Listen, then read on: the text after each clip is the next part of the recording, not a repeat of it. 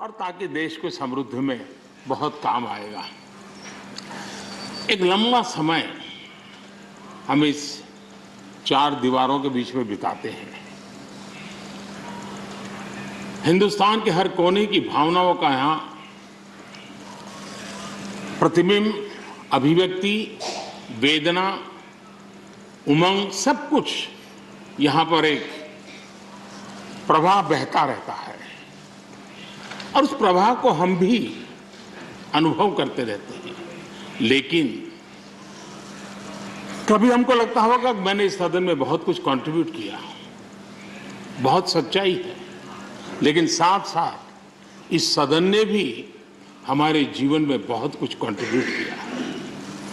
हम सदन को देकर के जाते हैं, उससे ज्यादा सदन से लेकर के जाते हैं, क्योंकि भारत की विविधताओं से भरी हुई सामाजिक व्यवस्थाओं से, अनेक प्रकार के उतार चढ़ाव वाली व्यवस्थाओं से निकली हुई चीजें, उसको हम प्रतिदिन अनुभव करते हैं सदन में।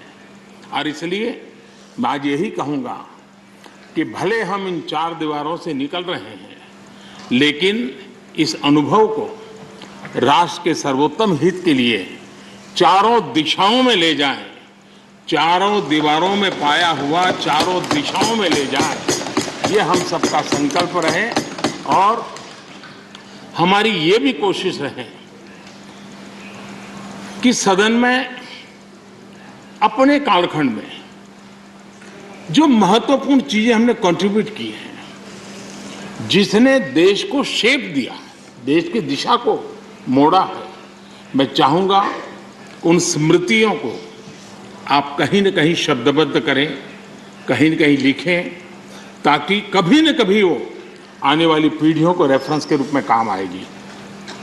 कहीं पर भी हम बैठे हो, यहाँ हो या वहाँ हो, लेकिन हर एक ने अपने तरीके से कुछ न कुछ ऐसा कंट्रीब्यूशन किया होगा जिसने देश को दिशा देने में बहुत बड़ी भूमिका अदा की। इसको अगर हम संग्रहित करेंगे, मैं समझता हूँ कि ऐसा मूल्यवान खजाना हमारे पास काम आएगा जो आने वाले लोगों के लिए काम आ सकता है, यानी एक इंस्टीट्यूशनलाइज व्यवस्था के तहत उसका उपयोग हो सकता है। उसी प्रकार से मैं ये भी चाहूँगा, ये आज़ादी का अमृत महोत्सव है। आज़ादी के 75 साल हुए हैं। हमारे महापुरुषों ने देश के लिए बहुत कुछ दिया, अब देने की जिम्मेवारी हमारी है। हम यहाँ से उस भाव को लेकर के, क्योंकि अब थोड़ा समय ज़्यादा होगा हमारे पास, जब यहाँ से जा रहे हैं तो सभापति जी का बंधन भी नहीं होगा तो आप बड़े खुले मन से एक बड़े मंच पर जाकर के आज़ादी के अमृत महोत्सव के इस महामूल्य पर्व को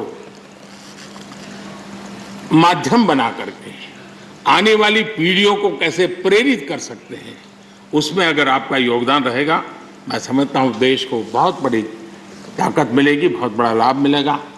मैं सभी साथियों को, मैं इंडिविजुअली उल्लेख नहीं कर रहा हूँ, सभापति जी ने कहा है कि व्यक्तिगत मिले तो कह देना, तो मैं व्यक्तिगत जरूर कोशिश करूँगा।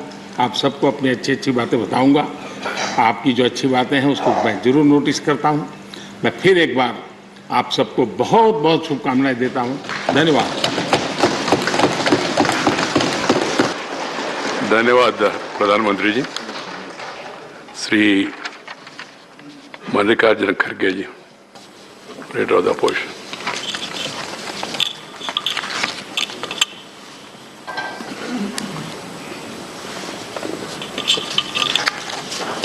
सम्मान्य सभापति जी, ये हमारा भी आज सौभाग्य है, प्रधानमंत्री जी भी